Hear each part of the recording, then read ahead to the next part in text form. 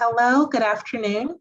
Welcome to today's seminar titled Together We Can, Screening, Prevention, and Support for Breast Cancer, brought to you by the Center for Biomedical and Minority Health Research, the Community Engagement Core at Texas Southern University.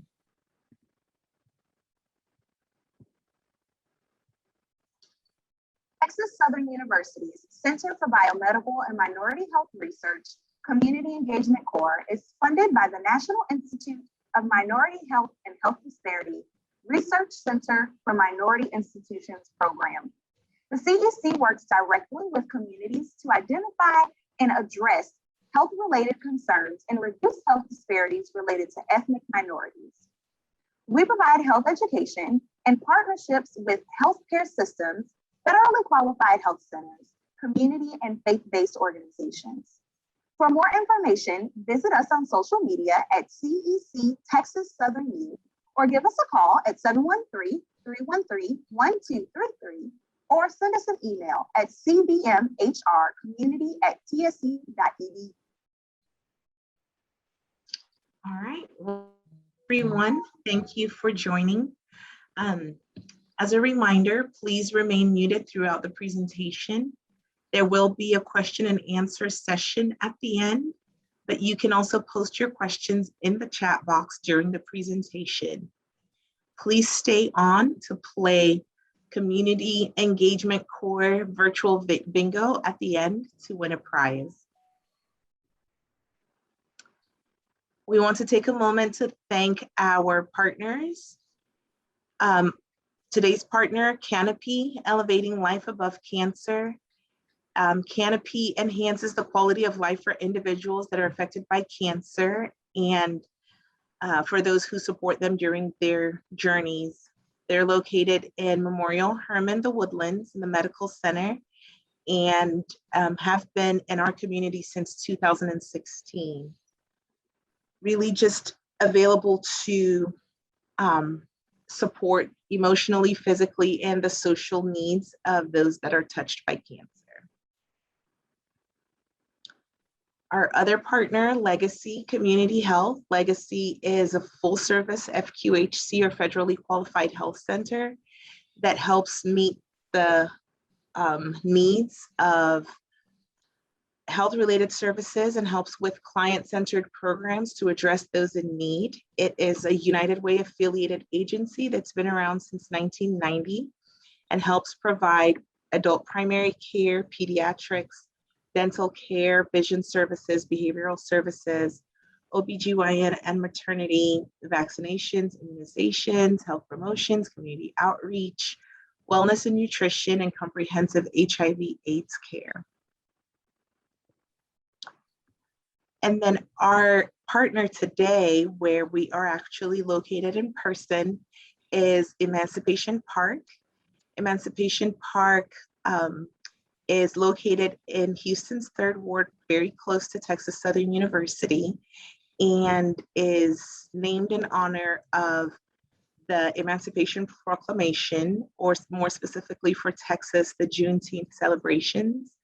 And the address is 3018 Emancipation Avenue, and has a wonderful building with lots and lots of amenities that are designed for the neighborhood.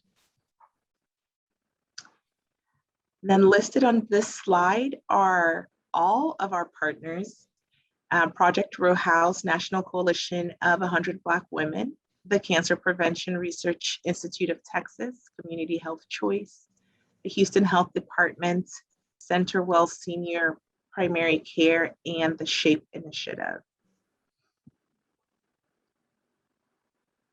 This is a message from our partners at Houston Health Department.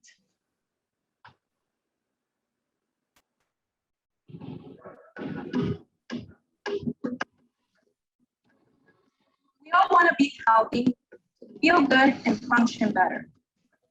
Our health is the foundation of all our goals, dreams, and all that we value most. But too often, you don't realize just how important your health is until you lose it and when crisis hits. Then we're willing to do whatever it takes to gain our health back. Here at Dawn, the Diabetes Awareness and Wellness Network, we offer free programming and services to those diagnosed with and at risk for diabetes. I come here, it's like I come down. Well, they're very supportive, you know, and if I have any concerns, they will help me out with any concern. And that helps a lot, especially when you live by yourself. So it's been very helpful. Out there, people need a lot of help.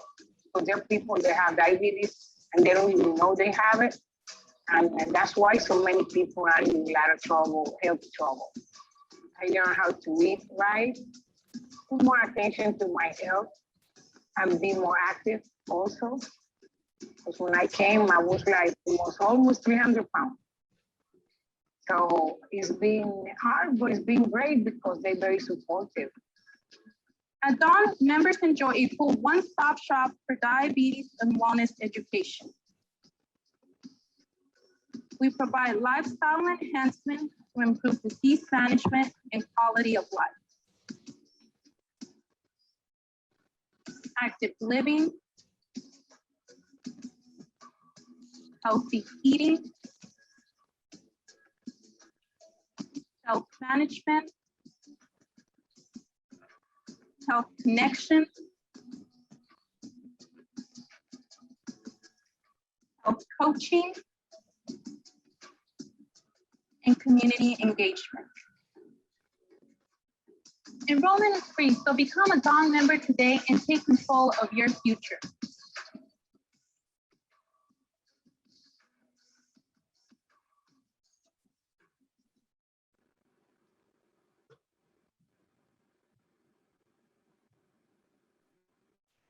All right.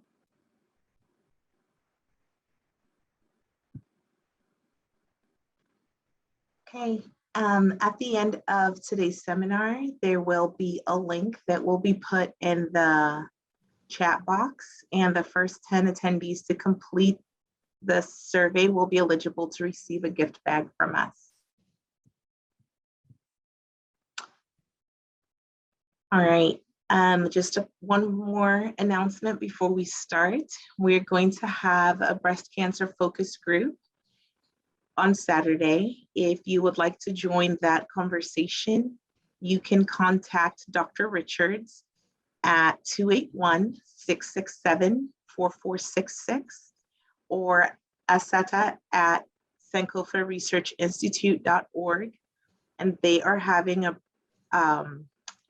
breast cancer focus group on Saturday at 10 a.m. Also, our next seminar is going to be on colon cancer, and it will be held on Wednesday, November 10th at 2 p.m. I have the honor of presenting to you Dr. Neravath, who is a board certified by the American Board of Internal Medicine in oncology and hematology.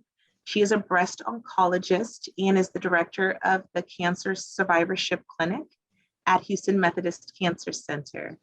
Her goal is to offer comprehensive care to patients from diagnosis to treatment and to long-term survivorship care.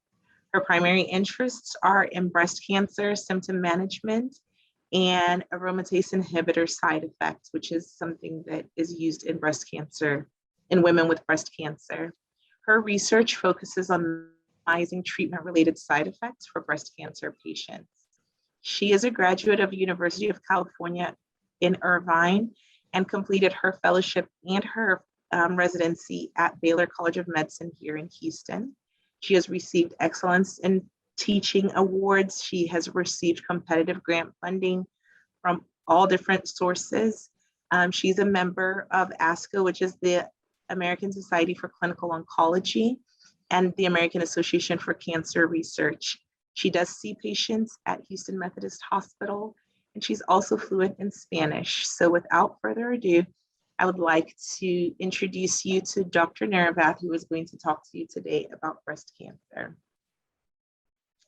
Hello, everyone. Thank you for having me. I'm really excited to be talking to you all today.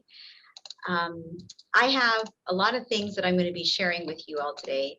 I tried to make my slides hopefully not too long in the hopes that we can get through to some questions at the end. So I'm going to try to talk for a little while and then leave about maybe 10-15 minutes for questions at the end. So please feel free to write down any questions you have and let me know. I'd love to be able to answer anything that I possibly could. All right, so today I'm going to talk to you about breast cancer awareness. Starting first with prevention is the main purpose of the talk today. So what I'm hoping to do is to help explain to everyone why it's so important to find breast cancer early, prevent these cases that could be more advanced and dangerous cases, and hopefully just keep people healthy. This is the main goal. So first, we're going to talk a little bit about who gets breast cancer. Where do we expect to see it? So unfortunately, breast cancer is the most common type of cancer among all American women. Well, this is not including skin cancer. So the little skin cancers that we sometimes get, these basal and squamous cell skin cancers, which are very rarely a serious threat to health, those are a little bit more common. But in terms of serious cancers, breast cancer is by far and away the most common. 1 in 8 women in this country will be diagnosed with breast cancer. So I would venture to say that many of the people who are listening probably know somebody who's been affected with breast cancer because it's such a common diagnosis. So each year, more than 230,000 women in this country are diagnosed with breast cancer. And it doesn't escape men. It's very rare in men. Only 1% of all breast cancer cases occur in men, but there are about 2,000 cases every year for men. The amazing thing is that we have made remarkable progress in breast cancer, I would say over the past 20 years, in terms of earlier diagnosis, better treatment options, less side effects related to treatment, improving better quality of life. And those are some of the things that I'm going to be talking with you all about today. And we're excited to say that now, if you look at the 5-year breast cancer survival rate, it's up to 89%, which I'm going to show you some graphs in a minute here, but this is significantly improved from where it was even just a few years ago. So this is a graph that shows the number of deaths from breast cancer over time. So you can see here that on the bottom, this shows the passage of years starting from 1985 and then going into the early 2000s here. So you can see that there's a huge decline, actually a very steep decline in the number of breast cancer deaths, starting at about, after 1990. And the main reason for that is that mammograms were instituted as standard treatment or standard screening and prevention for ladies in about the late 1980s. So then it's a few years after that, about 4 or 5 years after that, that we really start to see the benefits, and people are dying less and less of breast cancer. So much so that it's been very consistent. Ever since 1990, it's about a 2.2% decline per year in breast cancer death. And a lot of that we do attribute to screening mammograms, because if we're able to find cancer sooner, we're much more likely to be able to cure it. Overall, since the institution of mammograms, we've actually cut the number of breast cancer deaths by 1/4, which is absolutely amazing. In order to kind of illustrate some of the points that I'm going to talk about today, I'm going to discuss a few fictional cases. So these are not real patients, but just kind of fictional stories that will kind of hopefully help explain the importance of mammogram screening. So let's take this fictional lady. Her name is Donna. She's a 42-year-old woman who's a mother of 2. She's premenopausal, and she uses oral contraceptive pills or birth control pills. She drinks 2 glasses of wine per week. She smokes about 1 pack a day, and her mother had breast cancer at age 55. So which of the following do we think she should be doing for breast health?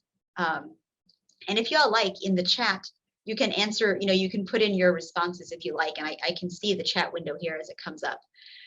So should she be doing a monthly self-breast exam, annual mammograms, annual breast MRI, daily exercise, cutting down on alcohol, or stopping smoking? Now, in a lot of these questions that I'm going to ask you, there's not just one answer. Several of the answers could be right. And in this case, actually, Almost all of them are correct, yes, except for annual breast MRI and stopping smoking.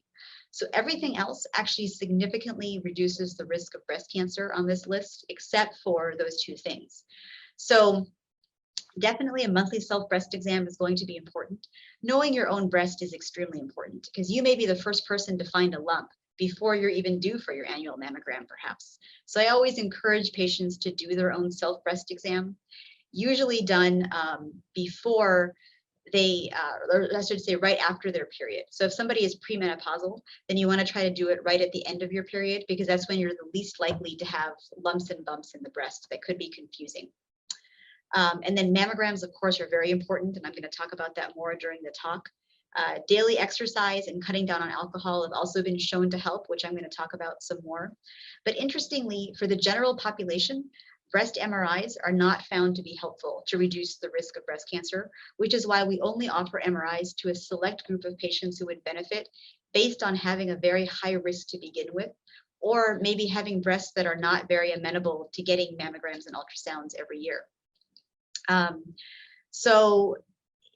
And then also smoking. Interestingly, this is one of the few things that we can't relate to smoking. Smoking causes a million other problems, as we all know, lung cancer, head and neck cancer, bladder cancer, kidney cancer, COPD, heart attacks, strokes, the list goes on and on. But actually, it can't really be reliably linked to breast cancer, surprisingly. So a million other reasons to not smoke, but breast cancer is not really one of them. So getting into some risk factors here. So two of the most important risk factors to discuss first are going to be age and race. So we know that as women get older, their risk of breast cancer increases in general. So you can see that this risk of breast cancer really starts to take off when women turn about 40. And it reaches a peak later in life. For most women, it's at somewhere in their 70s, and then it starts to decline. And we think this is most likely because at this point, beyond age 70, there are other competing causes of mortality, meaning that ladies may be more likely to die, for example, from heart disease or stroke, but breast cancer becomes a little bit less important as we get older.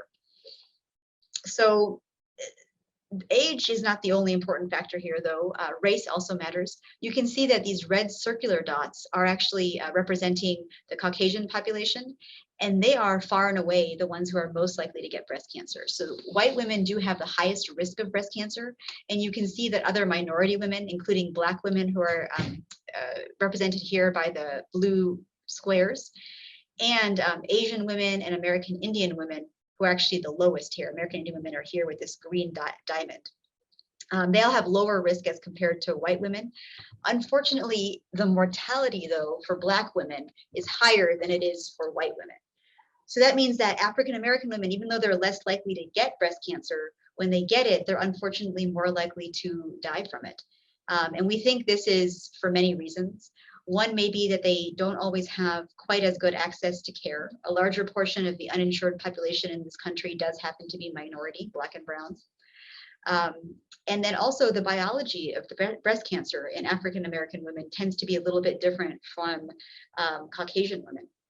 We see more aggressive breast cancers in African American women, oftentimes younger age at diagnosis. We often also see more triple negative breast cancers that are more aggressive and require chemotherapy very commonly. Now, other risk factors for breast cancer include personal health history. So this means that if somebody's had a breast biopsy in the past because they've had an abnormal mammogram, and that biopsy has shown either what we call atypical ductal hyperplasia, or ADH, or lobular carcinoma in situ, those are precancerous conditions. That will definitely increase a person's risk of getting breast cancer later on.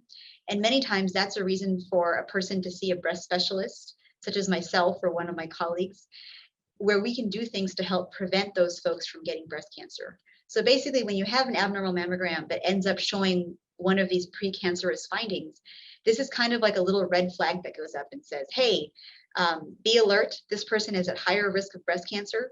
So for some of those folks, depending on what the rest of their risk factors are, we can start medications to help prevent them from getting breast cancer later. Or we can do more advanced screening, like we can be doing annual ultrasounds as well. In some cases, we use MRIs. So many different things we can try to do to protect those ladies from getting cancer. And then the family health history is extremely important, as many of you probably know. So especially if you have first-degree relatives who've been affected with breast cancer, that means usually moms, daughters, or sisters who've had breast cancer in the family. And especially if they were at a young age, it does put the relative also at an increased risk of breast cancer. So those people should also come in to probably see a breast specialist. And we can actually get the full family history along with your personal risk factors and put it all together to calculate a risk for breast cancer within the next 5 years and then over your lifetime. And if those numbers end up being higher than we would feel comfortable with, then that's where we can start intervening with either medications or additional screening exams. So this is something you should all be thinking about if you have a family history of breast cancer. Other things that can affect breast cancer risk can be radiation therapy to the chest. This is not as common now, but it is still done. For some folks who've had to have radiation to treat other types of cancers, especially if that radiation was given in the teenage years through the mid-20s, this is when we see the highest risk of breast cancer later on. So for example, if somebody had Hodgkin's lymphoma, which is the type of lymphoma that often will affect the chest area, and they ended up having to have radiation to the chest, especially during those critical years of being in their teens or 20s, then they do have a very high risk of getting breast cancer later on because of that radiation to the growing breast tissue. And that risk of breast cancer can come up very often. It may be like 10 or 15 years later, but it can form. So those ladies are also targeted for extra screening and surveillance. And then reproductive and menstrual history is really important for breast cancer risk. So in general, the rule is that if you have a longer period of uninterrupted menstruation, you have an increased risk of breast cancer. So another way of saying that is people who waited for a little bit longer to have their first child. So generally, we say that anybody who had a child beyond age 30, their first child, has a little bit of an increased risk. Whereas ladies who had earlier childbirth and have had more children, for example, tend to have lower risk of breast cancer. Similarly, people who have not had, who have their first menstrual period before age 12, so a little bit earlier, that means they're having a longer time period where they're getting their periods every month. If they have their periods a little bit sooner, they have a higher risk of breast cancer too. And then similarly, on the other end, people who hit a late menopause have a slightly higher risk of breast cancer. And then also we're going to talk in a few minutes about hormone replacement therapy. That's a very significant risk factor for breast cancer as well. So postmenopausal ladies who are taking estrogen or progesterone can be at increased risk of breast cancer. And then finally, increased breast density. So that means that when they do a mammogram, if they tell you that you have pretty dense breasts, that means that you have a lot of glandular density, your breast glands are very dense, and there are a lot of white spots all over the mammogram. Those are considered to be dense breasts, and it's been associated with higher risk of breast cancer. And then some of the modifiable risk factors. A lot of the ones that we just spoke about are not anything we can do anything about, right? Some of us have dense breasts or family history, or started our period a little bit early. Those kind of things we obviously can't go back and change, but these are things we do have control over. People who are overweight and who are more sedentary or not exercising, and those folks who drink high amounts of alcohol all have higher chance of developing breast cancer later. So I always recommend that we try to avoid these things as much as possible, because these are the things that we can actually control. And talking a little bit now about hormone replacement therapy. This is also something that we can potentially control. Hormone replacement therapy is a group of medications that's commonly used for postmenopausal women who are having side effects related to menopause, like hot flashes, vaginal dryness, joint pains, insomnia, mood changes. For those of us who've gone through it, menopause is not pleasant. It's not fun. There's a whole lot of side effects, and hormones are definitely an easy fix. Replacing the estrogen and progesterone tends to improve those symptoms, but it definitely comes with many side effects. We know there's an increased risk of breast cancer. And if you give estrogen alone and you have your uterus in place, there's also an increased risk of uterine cancer too. So the studies that have looked at this have been very clear that the risks are small in the beginning, but they get larger as you go on hormone replacement therapy for a longer period of time. So for example, if 10,000 women were to take hormone replacement therapy for 1 year, 8 additional women would get breast cancer in that year among those 10,000 who were taking HRT, as compared to another group who was not taking HRT, right? So 8 out of 10,000 doesn't sound too bad. And a lot of women say, you know what, if I'm so miserable with my postmenopausal side effects, I don't mind having this little tiny minuscule, less than 1% increased risk of breast cancer. I'll do it because my quality of life is suffering so much. And that may actually not be a bad decision. Most of the medications that we take have some potential for side effects. However, we know that for those ladies who do take HRT, they tend to be diagnosed with breast cancer at a little bit of a more advanced stage, and they tend to have more dense breasts.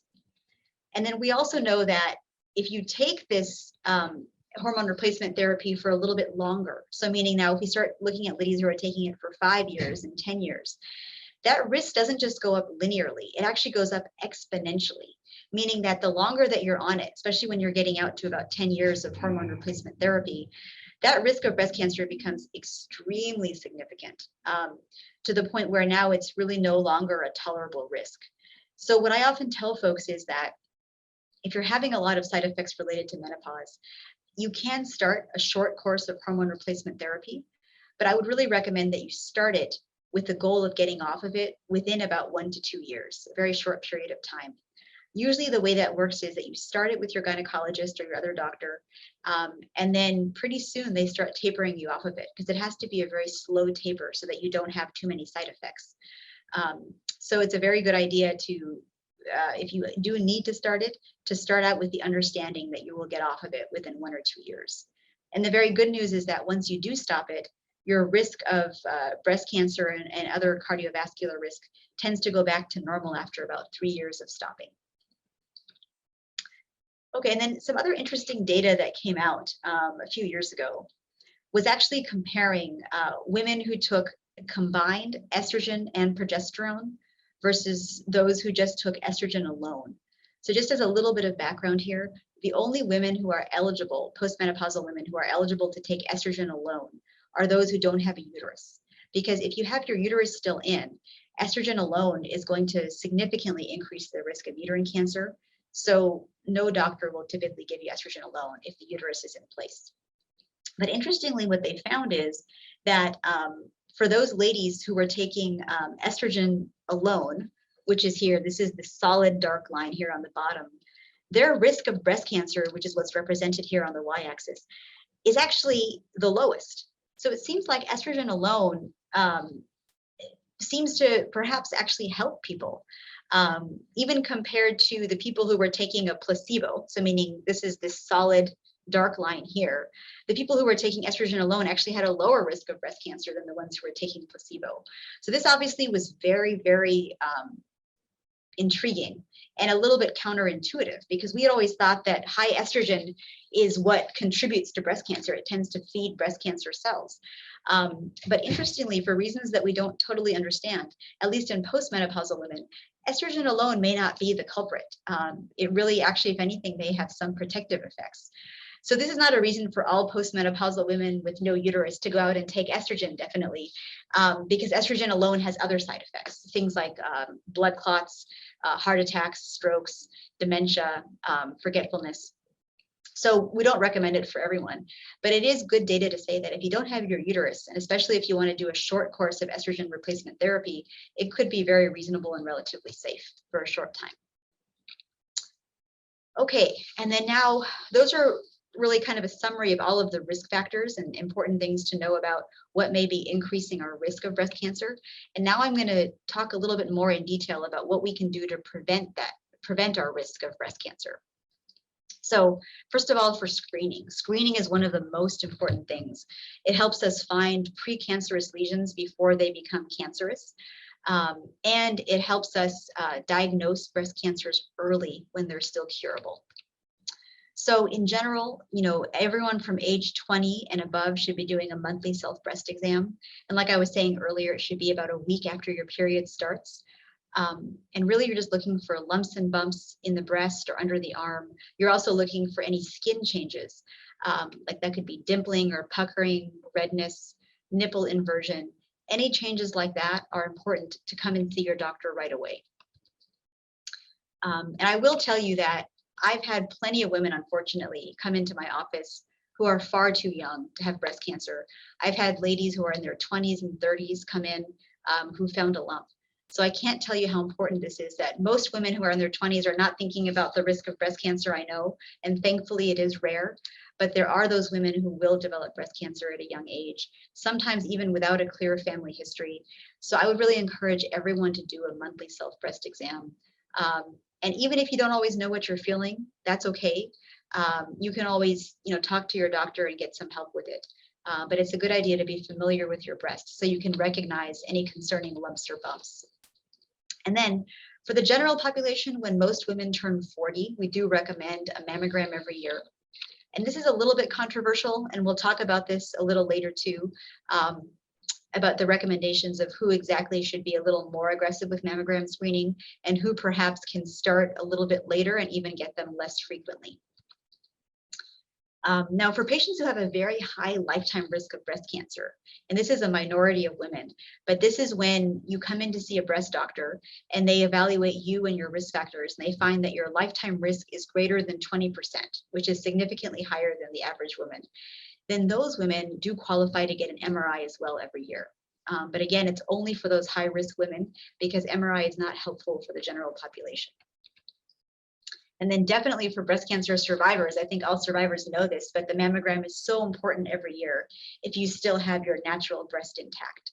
For ladies who've had bilateral mastectomies and reconstruction, we don't have to do mammograms or ultrasounds on those breasts every year because those breasts don't contain any actual breast tissue. They contain either implants or tissue that was taken from somewhere else in the body. So just like you can't expect to get breast cancer in your belly, you wouldn't expect to get breast cancer in a reconstructed breast. So this is only for survivors who've kept at least one breast.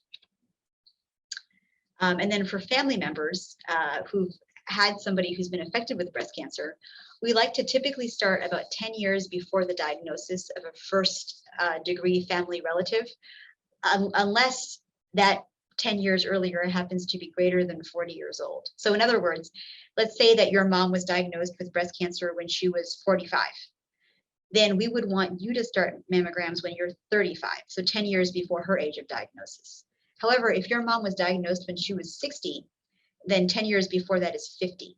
And we want the general population to start at 40 anyway, right? So even for somebody who had a mom who was diagnosed at a little bit of an older age, that person would still start their mammograms at age 40 in that case. So in terms of breast exams, like I said, these are extremely important. A clinical breast exam means this is one that's done by your physician. Typically, it'll be a primary care doctor or a gynecologist who's doing this. And as I was saying earlier, they're looking for the same thing that I'm telling you to look for, which are skin changes that include dimpling, redness, puckering, nipple inversion. You always want to check under the arm as well as the entire breast for any masses or lumps that are not normal. I usually tell people that you can either do this in the shower, or some people like to do it, for example, when you're laying in bed, because when you're laying flat, especially if you put your arm over your head, the breast tissue kind of flattens out and it can be sometimes easier to feel masses. So it's a good idea to do it when you can lift your hand above your head and just kind of spread out the breast tissue a little bit, so you're more likely to feel things even if they're a little bit deep in the breast. One of the important things to point out is that breast cancer very rarely causes symptoms. Actually, it usually does not. But as the tumor grows, it can change how the breast looks or feels. Sometimes you can actually see a lump in the breast, or you can see a change in the contour, or some of those skin changes that I was talking about earlier. So if you have any concerns, it's always a good idea to go to your doctor and point it out. And a lot of these changes, if they're concerning, for example, if it's a new breast mass or any skin changes, typically we would evaluate those further with either a mammogram or an ultrasound. And talking a little bit about mammograms and what they are. Some women are actually really scared of mammograms, and I'll tell you, there's no reason to be scared of a mammogram. It can be a little bit uncomfortable when they're doing it because there is some squishing involved, so a lot of women don't like that. But I will say that the benefits are so tremendous that it's worth that little bit of discomfort to get your mammogram here. So what the mammogram is able to do is it can find a breast lump or an abnormality even before we would possibly be able to feel it. And that's when mammogram is really a success story, when it finds little precancerous areas that are just tiny little specks of calcium on the mammogram, or when it finds a breast cancer that's just a few millimeters, one that there's no way anyone would have felt. That's a wonderful success story for a mammogram, because that means that then we can intervene, we can make sure that we remove that area, and we would then prevent that person from having a very serious cancer that may require chemo and radiation and a lot of other things that we would like to avoid. So in general, when we're looking at the mammogram, they're looking for any kind of mass that looks abnormal like this, especially one that has sharp kind of spiky edges like this is a concern. These are most commonly from cancer when they look this way. So these mammograms are really important for finding those. And as I was saying earlier, everybody's risk of breast cancer is not the same. Women who are in their 40s have a risk of about 1 in 69, which is not terribly low, but when you look at women who are getting older, for example, women in their 50s, their risk goes up to 1 in 38. And for women who are in their 60s, the risk is 1 in 27. So as you can imagine, doing mammograms in these different groups of women is not going to give you all the same results. Meaning that if you were going to perform a mammogram on 100 women who are in their 60s, obviously we're going to find more breast cancer in that group than we would for women who are in their 40s. And so this is partly what's fueled this big debate about when we begin mammograms and how often should we get them and who really needs them, who's going to benefit. And we know for a fact that because breast cancer is more common for older women are going to have a higher yield of finding something concerning on their mammograms versus younger women. So to give you guys a little bit of an idea of the data that we're talking about, in terms of breast cancer cases, you can see that the number of breast cancer cases by age really starts to take a sharp increase when we get to the age 45, right? So from age 20 through age 44, there is breast cancer, but the numbers are not nearly as high. Whereas when you get up to women, for example, who are in their mid 40s to 70, that risk of breast cancer is actually quite high. Overall, it's making up a pretty large number of the total number of diagnosed breast cancer in the US. And so this is why there's a lot of push to start mammograms at age 45 instead of 40, which I'm sure a lot of you have heard about. This often comes into the news cycle every so often about the controversy over when to start mammograms. And this is because the older that you go, the higher your chance of finding a cancer on a mammogram. And now similarly, when we look at breast cancer deaths as well, thankfully, not as many women are dying from breast cancer as they used to. But when we do look at the number of deaths, it's much more significant for women when they start to turn 45. The numbers tend to be a little bit more convincing. However, if you think of it in a different way, a young woman, let's say who's in her 40s, has many more years of life lost than a woman who's a little bit older, which also matters, obviously. So for example, women who are 40 to 44 have a significant amount of potential life lost from a breast cancer versus women who are older, which is kind of intuitive, right? So meaning that younger women have many more years of productive life. Often they're caretakers for children or for parents or for others in their family. They may often have, jobs and everything else. And so the question is, yes, there may be fewer numbers of those women, but at the same time, those diagnoses are extremely important, of course, just as they are for everyone. But it's kind of two different ways of looking at the situation. So this is kind of the friction that has fueled the debate for a very long time. And so because of this, we have different guidelines from the different organizations. So I'm going to show you here the American Cancer Society. What they say is that annual screening mammograms should definitely begin by age 45 because of the data that I just showed you. That's where the numbers really start to go up. But we should offer the opportunity to begin screening for women at age 40. So really this means that between ages 40 to 44, they're recommending that it's a conversation between the patient and her doctor to talk about the risks of mammogram screening, because there is some amount of radiation. There's also a risk of false positives and a risk of overdiagnosis, which we're going to talk about here in a few minutes. But for each woman, she kind of has to decide for herself and with her doctor's help whether these small risks are worth it in terms of the potential benefit. And a lot of that will depend on what her risk of breast cancer is to begin with. So a woman who has a fairly high risk of breast cancer stands to benefit quite a bit from mammogram because she's more likely to find something that's going to be important. And so I'm going to talk about this a little bit more.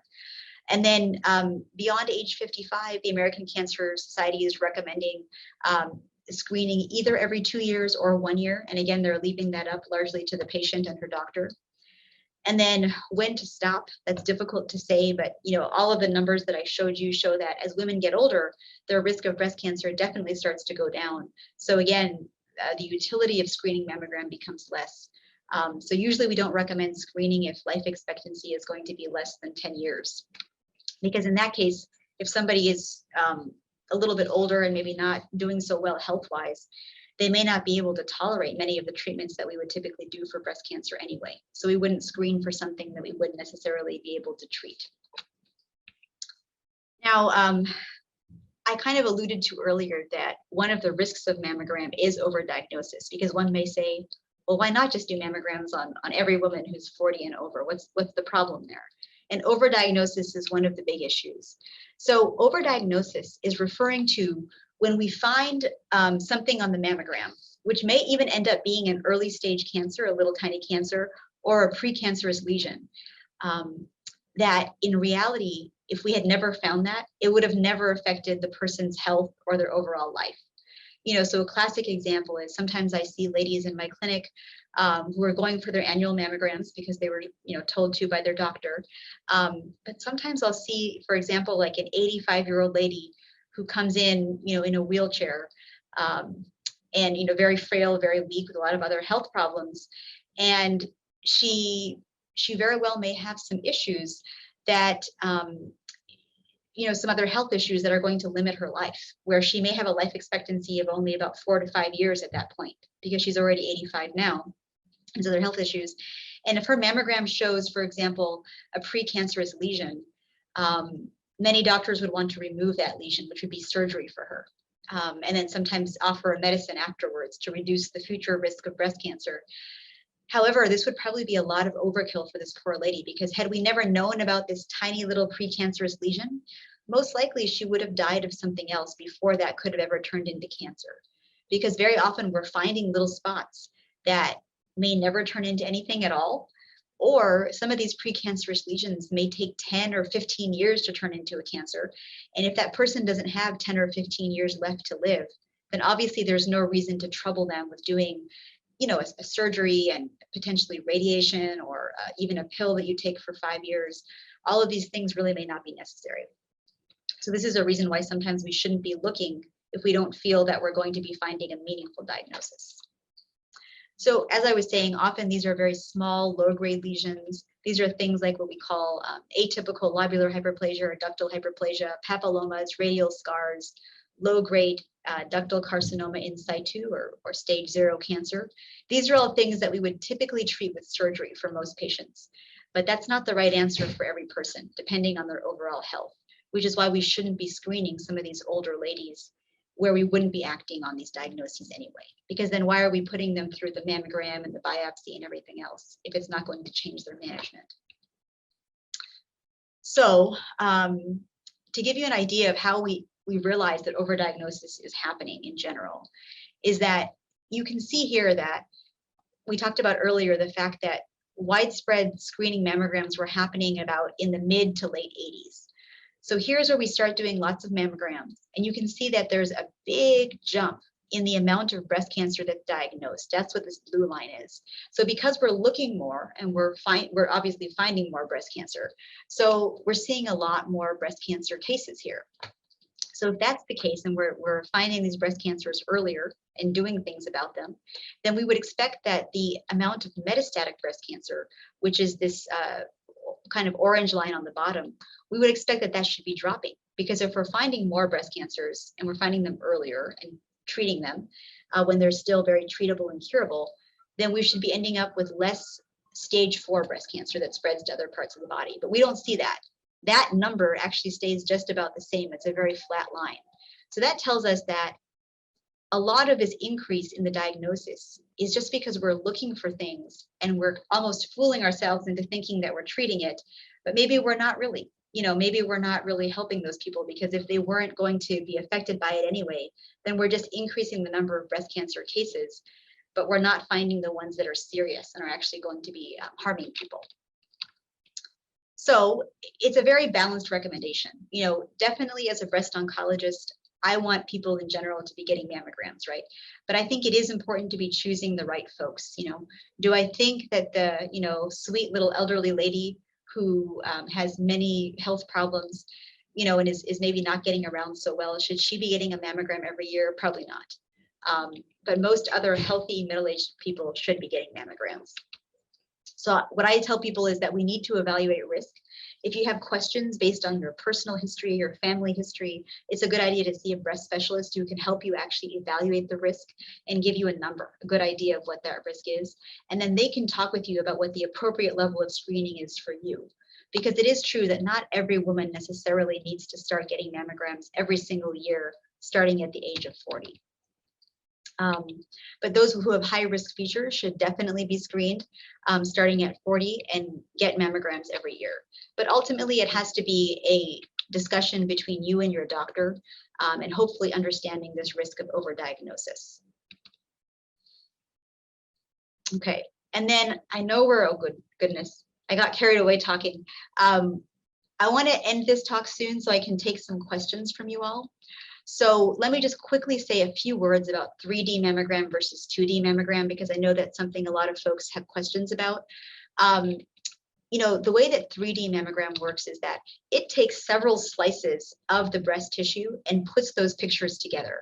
Whereas a 2D mammogram is just what it is. It's just one picture where they're just trying to squish the breast to spread it out as much as possible and try to give you an idea of what's there. But what happens is if you get some overlapping densities, something could be hiding behind there that you just can't see. Whereas if you're taking individual slices of the breast, you're much more likely to catch it. One of my radiology friends always makes the example of like a big loaf of cinnamon raisin bread. If you're looking for an individual raisin somewhere in the middle of that bread, you're much more likely to find it if you were able to slice it up into a lot of little pieces, and then you can see inside and look at all those little raisins in there, right? Versus if you're just trying to squeeze it from the outside and trying to feel if there are any raisins on the inside, you're much more likely to miss something, right? So that's the advantage of 3D mammogram, is that we're really getting slices of the breast so we can see a little bit better if there is anything. So it's more specific, and we're less likely to get these false positives, meaning when something looks abnormal, but we go into biopsy it and it's negative, because we just get a much clearer picture. So 3D mammogram is something that we definitely are very grateful for, that we now have this tool in our arsenal. Okay, so I'm going to actually stop the talk there so that we have a few minutes for some questions.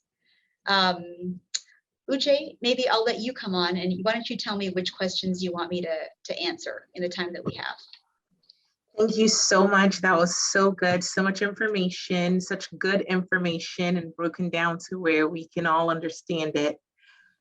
We do have a question, and if somebody wants to ask their question live, go ahead and raise your hand and I will call on you.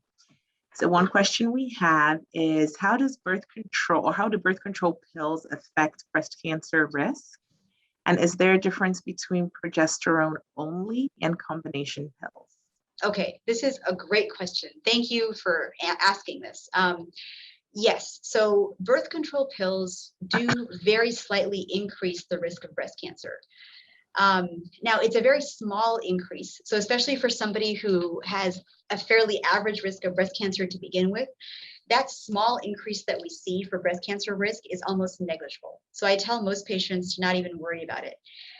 The main exception being if you're somebody who has an elevated risk to begin with. So meaning if you have a lot of family history of breast cancer, or if you've had breast biopsies before that have shown precancerous signs, these are people who should really avoid birth control pills and instead be using safer methods of birth control. So things like either barrier protection like condoms or IUDs or intrauterine devices are much safer methods for people who have a higher risk of breast cancer. But I'll also mention that one nice thing about birth control pills is that it does slightly reduce the risk of ovarian cancer. So for folks who have a strong family of ovarian cancer, sometimes birth control pills are actually a strategy to reduce that risk. And in general, yeah, the progesterone only pills, we do think that that somewhat contributes, especially if it's for a long period of time, that does contribute to more of an increased risk of breast cancer versus the combination estrogen progesterone pills. Because the progesterone is more strongly tied to the risk of breast cancer than the estrogen is. Awesome, thank you. For our partners at Emancipation Park, did y'all have any questions for Dr. Naravath?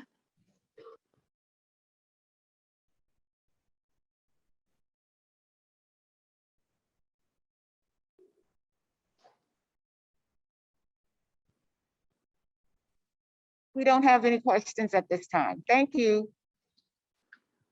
Awesome. So Dr. Naravath, was there anything else you needed to tell us on prevention before we play bingo? Yes, okay. So yeah, I'll just give you guys a few words about prevention that are really important. I kind of hinted at it earlier in the talk, but the three main things that we know that folks can do to reduce their own risk of breast cancer in terms of lifestyle modifications is keeping a healthy body weight. So that means a body mass index between 20 to 25. Anything more than that starts to increase the risk of breast cancer. And then the second thing is getting some regular exercise in. That's super important.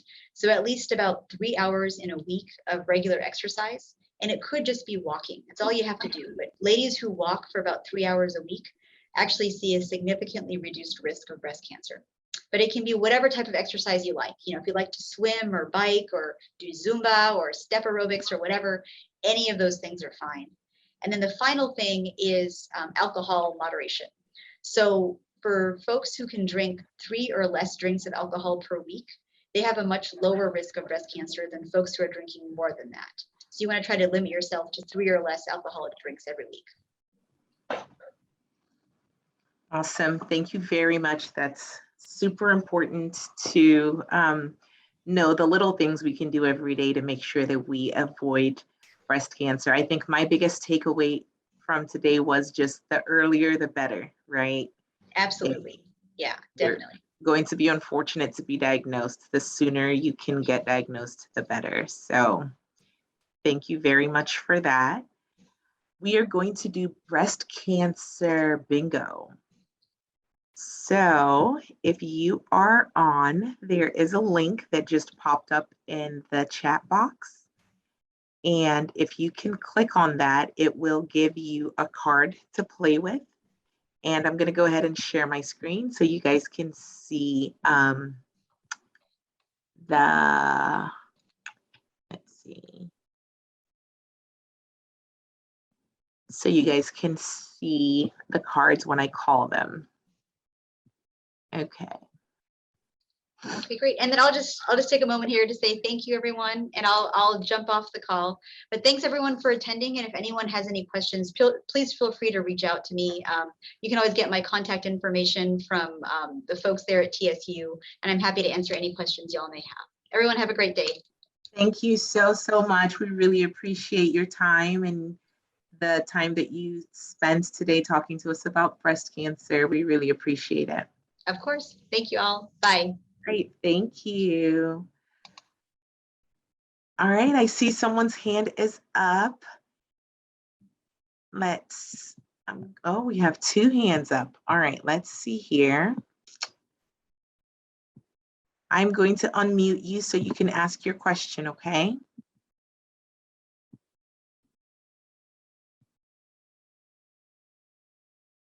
Okay, go for it.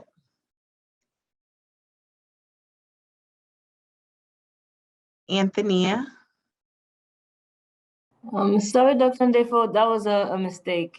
Oh, okay. I don't have any question. Yes, thank you. No problem. All right, so who is ready to play bingo? Does everybody have a bingo card? For our partners at Emancipation Park, do you have your bingo cards?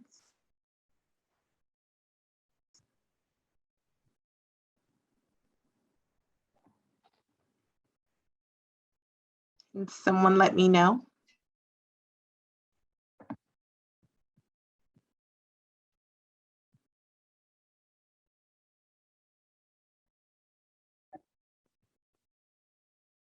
Emancipation Park is ready. Awesome. Okay, our friends at home, I'm hoping that you have it. So very quickly, I'm going to call the game. Everybody should have a card. If you're playing online, on your screen, you should be able to see a card that has different words that have to do with breast cancer. And then I'm going to call, and when you get on your card, when I've called the words either horizontally, vertically, or diagonally, and you have 4 in a row, then you have bingo. Okay, so I'm going to go ahead and begin. All right. Diagnose. So diagnose it means the different ways that breast cancer can be diagnosed, which Dr. Nervath told us is by having a mammogram. All right, ready for the next call? Exercise. Exercise is one of the ways that she recommended prevention. And she said it doesn't matter what type of exercise you do. If you walk, if you run, if you swim, if you do Zumba, if you, do the Stairmaster, I don't know, Peloton, whatever your mode of exercise is, was appropriate and enough to help with breast cancer. Medication. Medication is one of the ways that breast cancer can be treated as well as prevented in people that have very high risk or people that have a history of breast cancer. Medication. Stress. Stress is unfortunately one of those things that can increase your risk for breast cancer. So we want to do everything we can to reduce our risk of stress when possible, because that reduces our risk for having breast cancer.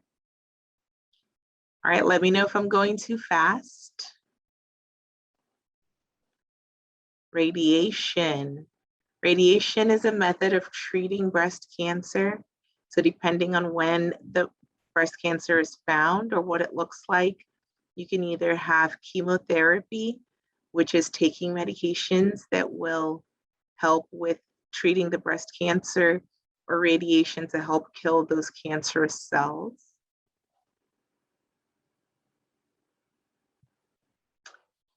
Weight.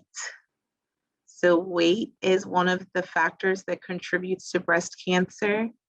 If you do find that you are overweight, being able to lose some of that weight through what we've already talked about today, exercise, through diet, you're making sure that you're eating healthy. We don't like the word diet anymore, but eating healthy can help reduce your weight. So weight is one of the risk factors for developing breast cancer. Emancipation has a bingo. Ooh, let's hear it. Can you please read that to us, Ms. Bean?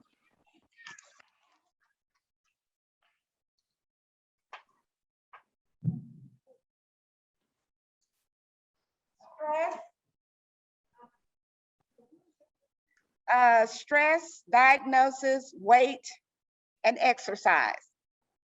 Wonderful, that is bingo. We also have another bingo from MM Interns online. All right. Go for it. Let's hear it. Let me see. Where did they?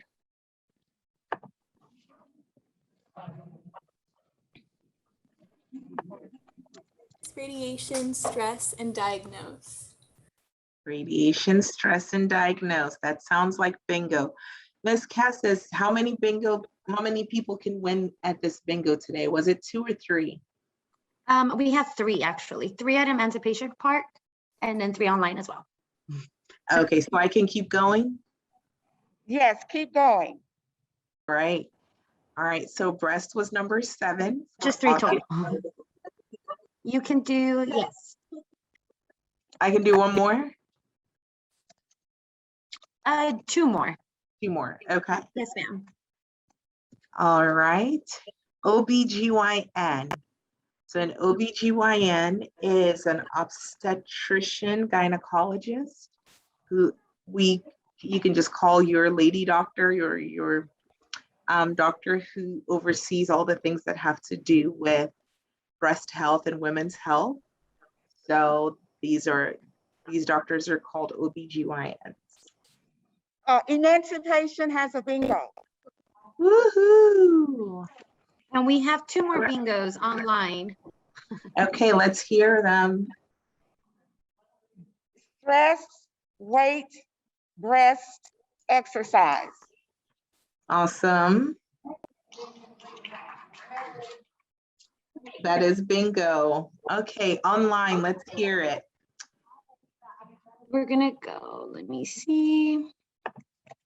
We have, there it goes. Okay. We have another bingo at Emancipation. Okay, let me hear it. Hello? OBGYN, radiation, weight, and medication. Okay, that is bingo. Dr. And then- Connors has a bingo. Go for it, Dr. Connors. Can you hear me? Yes. Okay, I wasn't sure. Diagnose, stress, exercise, and breast. Wonderful. Okay, We did we have another one online? Yes, we have SEMA, but unfortunately their speaker is not working from what they messaged. Okay, can they type it up for us?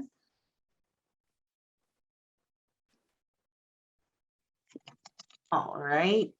So while that's happening, the people who received bingo will be receiving a gift from us. And that is the end of our bingo game for today. We are now going to have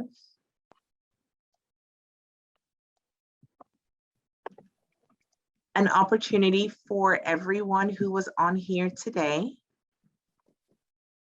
to complete the post survey. So the first 10 attendees to complete this survey will receive a gift bag.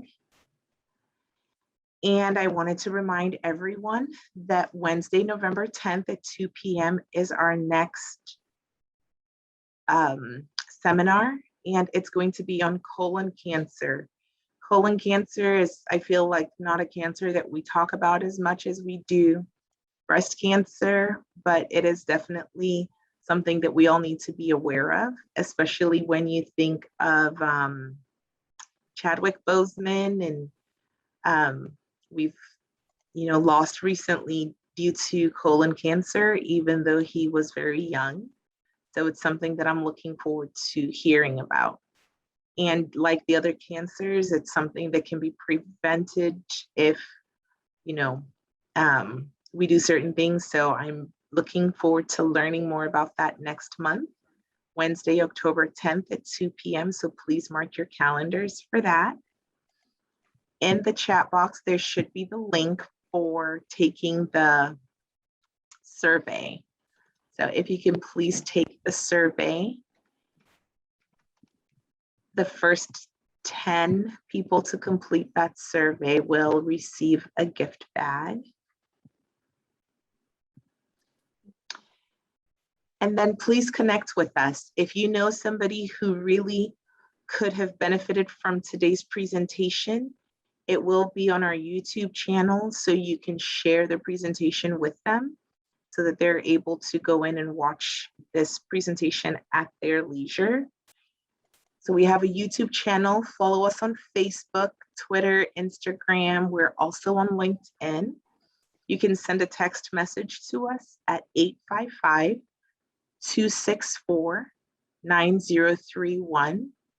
You can call us at 713-313-1233. And you can also send us an email at cbmhrcommunity@tsu.edu. Thank you so much for attending today's seminar and have a great afternoon.